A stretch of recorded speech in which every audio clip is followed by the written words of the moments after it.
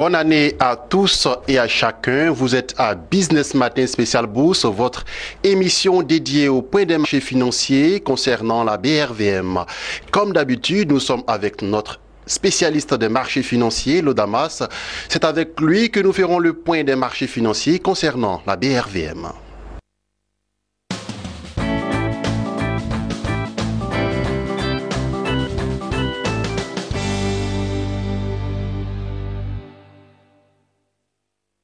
Nous sommes de retour sur le plateau des Business Matin Spécial Bourse, votre émission dédiée au point des marchés financiers concernant la BRVM. C'est le premier numéro de cette année 2018 et comme d'habitude, nous sommes avec Lodamas, notre spécialiste des marchés financiers. Lodamas, bonjour. Bonjour Max. Bonne année à vous. Merci, meilleurs vœux à vous également. Merci. Et quelles sont les tendances au niveau de la BRVM ? Alors, on va commencer avec les indices principaux. Oui, comme d'habitude. Okay. Oui. Donc, en ce qui concerne le BRVM 10, il faut savoir que cet indice principal est passé de 219,65 à 211,82 points, soit une baisse hebdomadaire de 3,56%. Le BRVM Composite a clôturé à 233,77 points, soit une chute hebdomadaire de 3,82%. On poursuit avec les indices sectoriels. Bien, au niveau des indices sectoriels, on note tout de suite que le BRVM Industrie a trébuché de 1,18%. Le BRVM Service Public a enregistré un recul de 5,69%. Le BRVM Finance a chuté de 2,50%. Le BRVM Transport a observé un repli hebdomadaire de 3,79%. Le BRVM Agriculture a progressé de 1,38%. Le BRVM Distribution a baissé de 5,49%. Et le BRVM Haut Secteur est resté stable à 222,10 points.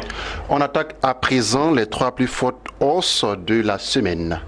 En ce qui concerne les trois plus fortes hausses, il faut savoir que la valeur SMB Côte d'Ivoire est passée de 7620 à 8850 francs CFA, soit une hausse hebdomadaire de 16,14%.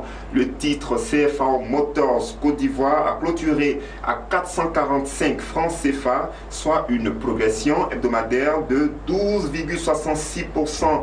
Le titre Ecobank Togo est passé de 17 à 19 francs CFA, soit une évolution hebdomadaire de 11,76%. On enchaîne avec les trois plus fortes baisses.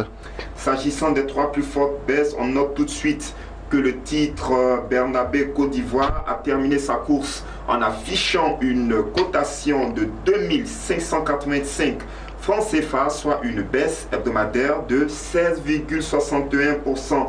La valeur Onatel Burkina Faso est passée de 9560 à 8200 francs CFA, soit un repli de 14,23%. On termine avec le titre Ecobank Côte d'Ivoire qui est passé de 29 680 à 25 490 francs CFA, soit une chute hebdomadaire de 14,12%. Alors Lodamas, on passe à présent aux valeurs à surveiller cette semaine. Bien, en ce qui concerne les valeurs à surveiller, nous allons faire mention de deux titres principalement. Lesquels? On commence tout de suite avec la valeur SMB Côte d'Ivoire. SMB qui est la société multinationale de bitume. En termes de performance hebdomadaire, nous l'avons relevé tout à l'heure, la valeur boursière de cette société est passée de 7620 à 8850 francs CFA, soit une hausse hebdomadaire de 16,14%. Alors, l'information principale relative à cette société, c'est qu'en fait, cette entreprise a rendu public ses états financiers du troisième trimestre 2017. Et ces documents comptables nous permettent de constater que le chiffre d'affaires a été de 63,32 milliards de francs CFA, soit une baisse de 13%. Le résultat d'exploitation s'est affiché à 7,29 milliards de francs CFA, soit une progression de 51%. Et le résultat net a été de 4,58 milliards de francs CFA, soit une hausse de 22%. Alors, comme information complémentaire, nous pouvons ajouter que la SMB s'évertue, elle procède à des livraisons au niveau de nouvelles zones africaines. Au-delà de la Côte d'Ivoire, SMB Côte d'Ivoire effectue des livraisons dans d'autres pays africains. C'est une information importante. Et cette entreprise a également des visées. Je veux dire, cette entreprise cible des marchés européens. Et donc, si ces marchés-là se concrétisent et avec les nouvelles livraisons qui sont effectuées sur, je veux dire, dans d'autres pays africains, ces deux éléments mis ensemble vont contribuer à l'amélioration du chiffre d'affaires de cette entreprise dans les jours à venir. Mais il est important de relever un fait très important, Max. En fait, au niveau des cours mondiaux du pétrole, on observe une sorte de croissance sur cette matière première. Alors que la SMB achète le pétrole brut, le transforme et obtient du bitume. Donc lorsque le pétrole brut devient cher pour cette entreprise, je veux dire, ses charges augmentent. Et si les charges de cette société augmentent, ça a forcément une incidence sur... Voilà, une incidence négative sur ce qu'on appelle le résultat d'exploitation. Donc c'est un élément qu'il faut prendre en compte. Mais nous pensons qu'il existe encore une potentialité de hausse sur la valeur SMB Côte d'Ivoire. Donc nous recommandons ce titre à l'achat, mais en même temps nous disons qu'il va falloir surveiller une zone très stratégique, la zone des 25% de croissance. Pour l'instant, on est à 16,14% de croissance sur la valeur SMB. Si nous atteignons 25% de croissance, c'est-à-dire si la valeur boursière de la SMB se retrouve autour de 9 525 francs CFA, il va falloir faire très attention parce qu'il est fort probable que certains spéculateurs, je veux dire, se mettent à céder des titres pour encaisser leur plus-value à autour de 25% de croissance. Donc, nous pensons que ce titre pourrait augmenter en termes de valeur dans les jours qui viennent, mais il va falloir surveiller la zone de 25% de croissance qui équivaut à une cotation de 9 525 francs CFA. On vous a bien compris, Glodamas. La société multinationale de bitume est une valeur à surveiller cette semaine. Bien sûr. Alors, quelle autre valeur à surveiller? Vous avez annoncé deux valeurs. Alors, le deuxième titre, il s'agit de la valeur Bernabé Côte d'Ivoire, qui est passée de 3100 à 2585 francs CFA, soit une baisse hebdomadaire de 16,61%. Alors, Bernabé Côte d'Ivoire a également rendu public ses états financiers du troisième trimestre 2017. Élément important qui en ressort? Oui, les éléments importants, on peut tout de suite évoquer le chiffre d'affaires qui a baissé de 11,24%. D'accord. Arrivé à 30,847 milliards de francs CFA. Donc, c'est une mauvaise nouvelle.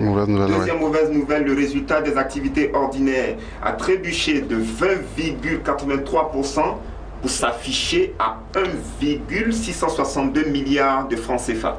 Baisse de performance. Troisième baisse de performance au niveau du résultat net, il a été de 1,251 milliards de francs CFA, soit une chute de 21,49%. Dans le rouge. Donc, les performances de cette entreprise au terme du troisième trimestre 2017 ne sont pas trop bonnes. On dira les choses de cette façon. Alors, j'ajoute, Max... Oui, allez-y. Voilà, j'ajoute que en ce qui concerne le titre, enfin la société Bernabé Côte d'Ivoire, il faut savoir que cette entreprise a procédé à une cession des activités de Galerie Périssac depuis le mois de juillet 2016. En fait, je suis en train de justifier d'une certaine façon la baisse du chiffre d'affaires qu'on a observé. Donc, cette baisse est due au fait que cette entreprise, depuis le mois de juillet 2016, a cédé ses activités de Galerie Périssac.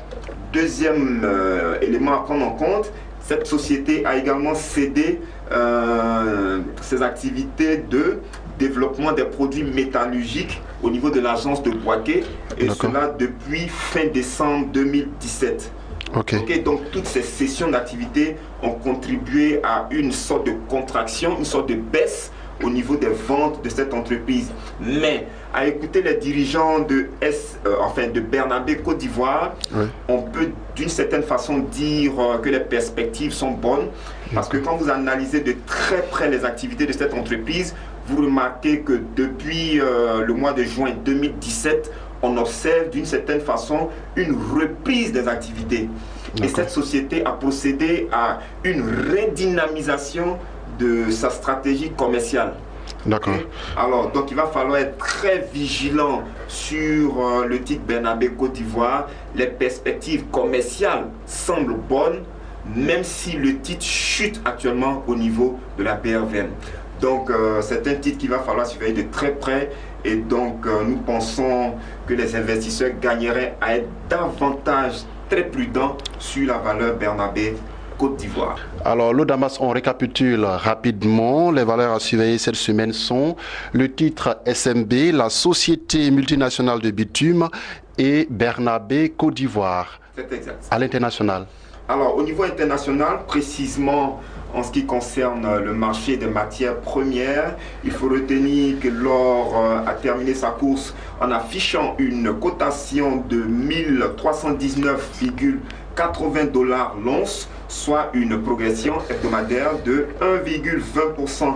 Le pétrole Brent est passé de 66,81 à 67,65 $ le baril, soit une hausse hebdomadaire de 1,26%. On enchaîne avec le pétrole WTI qui a terminé son parcours en brandissant une cotation de 61,40 $ le baril, soit une hausse hebdomadaire de 1,71%. Alors l'Odamas, merci pour toutes ces informations.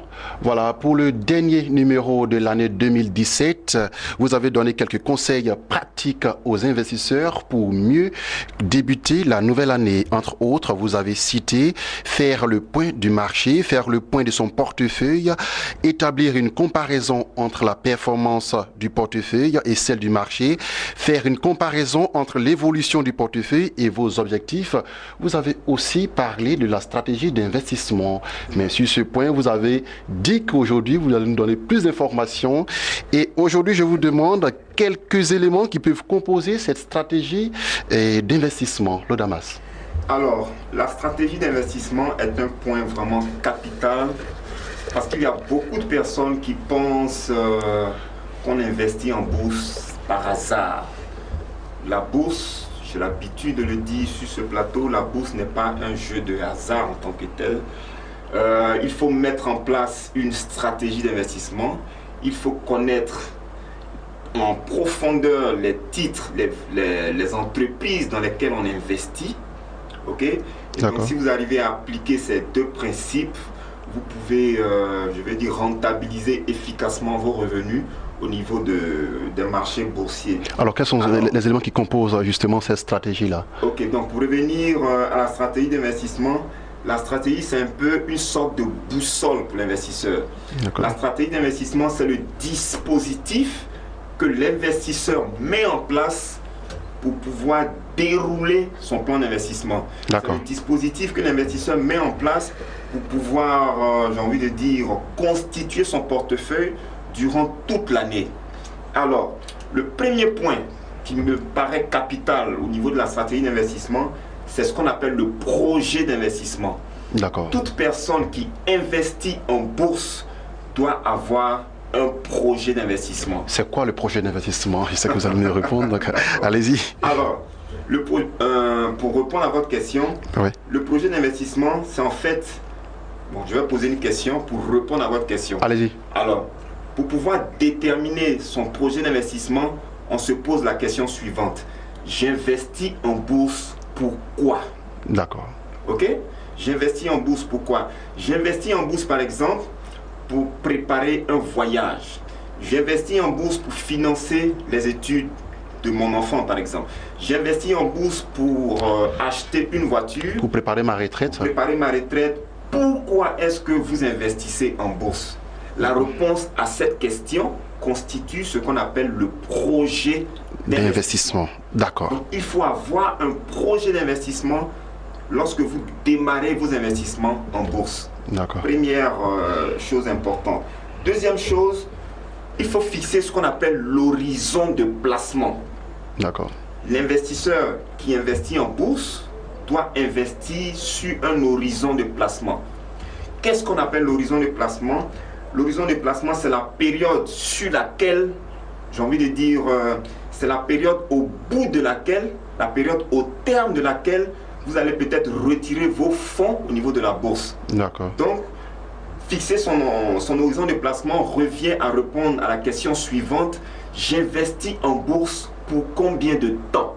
Je place mon argent en bourse pour combien de temps? Je place mon argent en bourse sur quelle période précisément? Je peux placer mon argent en bourse pour 3 mois. Je peux le placer pour 6 mois. Je peux le placer pour 12 mois. Je peux le placer pour 2 ans, 3 ans. D'accord. Donc cette échéance constitue ce qu'on appelle l'horizon de placement. Donc si vous voulez investir en bourse en 2018, il faut au préalable fixer votre horizon de placement. C'est très important. D'accord. Troisième point de la stratégie d'investissement, il y a ce qu'on appelle la fréquence de renforcement du portefeuille. La fréquence du renforcement du portefeuille. C'est quoi concrètement? Vous êtes investisseur, vous vous dites par exemple, chaque fin de mois, je vais mettre 100 000 francs de côté pour alimenter mon compte titre et pour acquérir des titres sur le marché. Donc si j'ai un salaire par exemple de 500 000, je budgétise 100 000 francs par mois, je prélève 100 000 francs sur mes revenus mensuels que j'investis à la BRVM par exemple. D'accord. Vous comprenez? Donc chaque mois, vous allez renforcer votre portefeuille de 100 000 francs CFA. C'est ce qu'on appelle la fréquence de renforcement du portefeuille.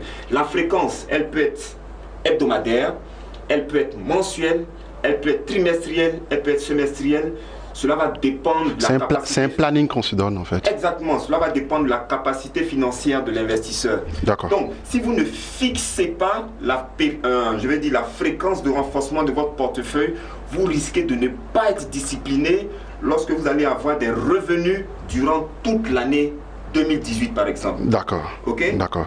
Alors, on aboutit maintenant à un quatrième élément de la stratégie d'investissement. Oui. Ce quatrième élément, il s'agit du style d'investissement. D'accord. Ok.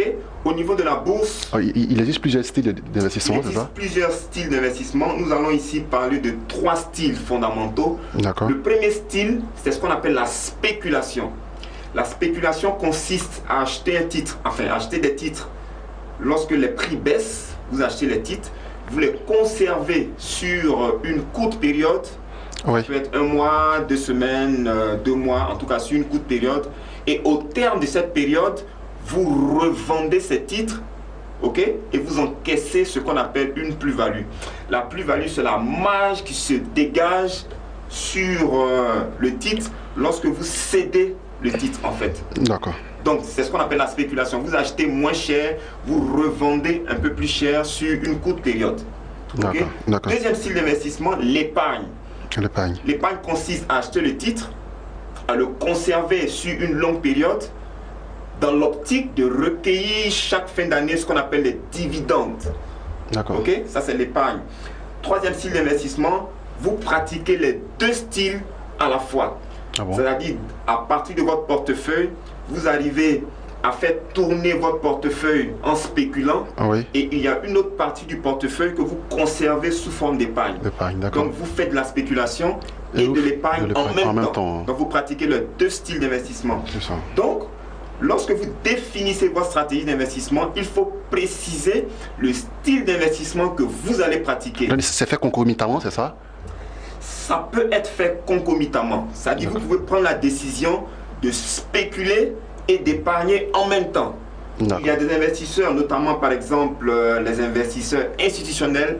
Lorsque cette catégorie d'investisseurs intervient au niveau du marché, elle est plus intéressée par les opérations de spéculation. D'accord. Okay? Donc c'est à vous maintenant de choisir. Vous spéculez ou bien vous épargnez ou encore vous faites les 2, vous pratiquez les 2 styles en même temps. D'accord. Vous comprenez? D'accord. Alors on poursuit avec le 5e point qui est l'allocation des actifs. D'accord. Parlant d'allocation des actifs, il faut savoir qu'au niveau de la BRVM, il y a deux catégories d'actifs. Principalement, il y a deux catégories d'actifs. Il y a ce qu'on appelle les actions et il y a aussi ce qu'on appelle les obligations.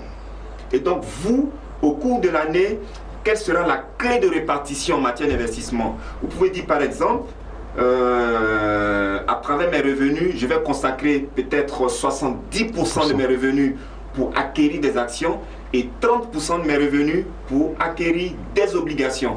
C'est ce qu'on appelle l'allocation des actifs. Donc, quelle est la clé de répartition que vous mettez en place pour acquérir ces différents actifs? Vous, par exemple, vous pouvez dire, bon, moi, je suis plus intéressé par un marché qui est dynamique, je suis prêt à prendre des risques, donc je vais m'investir à 100% au niveau des actions, par exemple. D'accord. OK? Alors, on poursuit avec le sixième point. Le sixième point, il s'agit de ce qu'on appelle la rentabilité espérée. Lorsque vous investissez en bourse, notamment lorsque vous débutez une nouvelle année boursière, il est important de vous fixer des objectifs de rentabilité. On peut se dire par exemple, je souhaite que mon portefeuille dégage une performance de 20% au terme de l'année. Donc mon objectif de rentabilité au niveau annuel sera par exemple de 20%. Donc la rentabilité espérée peut être fixée, je vais dire au niveau mensuel, au niveau trimestriel, au niveau semestriel et même au niveau annuel. Donc il est important de fixer la rentabilité espérée. C'est elle qui va vous servir de boussole, c'est elle qui sera en fait votre objectif. Et donc vous allez constituer votre portefeuille en fonction des gains que vous espérez au niveau du marché. Justement, et si ces gains espérés n'arrivent pas? Non, on ne peut pas dire si ces gains espérés n'arrivent pas. C'est pourquoi je dis que il faut savoir raisonner quand on est investisseur. C'est un objectif que vous vous fixez. Donc si vous savez que vous voulez faire, par exemple, vous voulez réaliser du 20% au terme de l'année, vous n'allez pas mettre n'importe quel titre dans votre portefeuille. Donc si vous mettez des titres comme Uniwax, mais des titres comme BOA Mali ou bien Coris Bank, je dis n'importe quoi, vous ne perdez pas de vue le fait que en mettant ces différents titres dans votre portefeuille, vous souhaitez dégager 20% de croissance au terme de l'année. Donc si vous n'êtes pas sûr que le titre puisse permettre à votre portefeuille de refléter cette performance, vous ne le mettez pas dans votre portefeuille. Donc pour pouvoir sélectionner vos titres, pour pouvoir constituer votre portefeuille, il est très important de vous fixer des objectifs. C'est très important, Max. On passe à l'autre étape maintenant. Alors, le septième point, l'avant-dernier point que nous voulons évoquer, il s'agit du niveau de perte tolérable. Lorsque vous investissez en bourse, psychologiquement, il faut être prêt à perdre de l'argent. Mais vous êtes prêt à perdre de l'argent jusqu'à quel niveau? C'est ce qu'on appelle le niveau de perte tolérable. Vous pouvez vous dire par exemple, moi j'investis en bourse, mais je ne suis pas prêt à perdre 40% de mon portefeuille au terme de l'année. Je ne suis pas prêt à supporter une perte de 25% de mon portefeuille au terme du mois. Donc quel est le niveau de perte que vous pouvez tolérer par mois? Quel est le niveau de perte que vous pouvez tolérer au niveau de votre portefeuille par semestre, par exemple? Il faut fixer ces différents niveaux de perte de telle sorte que lorsque votre portefeuille atteint ce niveau, vous prenez des décisions capitales. Vous pouvez par exemple sortir du marché, liquider totalement votre portefeuille et revenir après avec une nouvelle stratégie d'investissement. Le dernier point, il s'agit de ce qu'on appelle le calendrier de révision de portefeuille. Le calendrier de révision de portefeuille, c'est une période que vous fixez et au cours de cette période, vous faites une révision de votre portefeuille, une revue, j'ai envie de dire, de toute la stratégie d'investissement pour voir qu'est-ce qui a marché, qu'est-ce qui n'a pas marché, qu'est-ce qu'il faut modifier dans votre stratégie d'investissement et vous repartez sur de nouvelles bases. Alors le calendrier de révision du portefeuille, il peut être semestriel, il peut être mensuel, il peut se faire chaque année, il peut se faire chaque 2 ans. Vous devez donc fixer un calendrier de révision de votre portefeuille. Alors, je termine pour dire qu'il y a d'autres points qui peuvent figurer au niveau de la stratégie d'investissement. Pour la circonstance, nous sommes limités seulement à ces 8 points. Mais une stratégie d'investissement, elle se formalise. Il faut la mettre par écrit. C'est très important. Si vous arrivez à la mettre par écrit, à travers cette stratégie d'investissement, vous allez être un investisseur discipliné, un investisseur qui a une boussole et qui sait exactement ce qu'il veut réaliser comme performance au niveau du portefeuille à l'entame de la nouvelle année boursière. D'accord, Okay? Damas. La stratégie d'investissement doit être formalisée. J'insiste là-dessus. D'accord, Damas. Merci. Et on va rapidement rappeler quelques éléments qui peuvent composer cette stratégie d'investissement que vous venez de citer tout à l'heure. Il y a le projet d'investissement, l'horizon de placement, la fréquence de renforcement du portefeuille, le style d'investissement, l'allocation des actions, la rentabilité espérée, le niveau de perte tolérable et puis le calendrier de révision du portefeuille. Voilà, merci Damas pour toutes ces informations. Merci. Encore bonne année à vous. Merci beaucoup. Je vous souhaite aussi une excellente année 2018. Merci Damas. Voilà, c'est la fin de ce temps d'information concernant Business Matin spécial Bourse et à bientôt pour un nouveau numéro sur votre chaîne de télévision Business 24 Africa.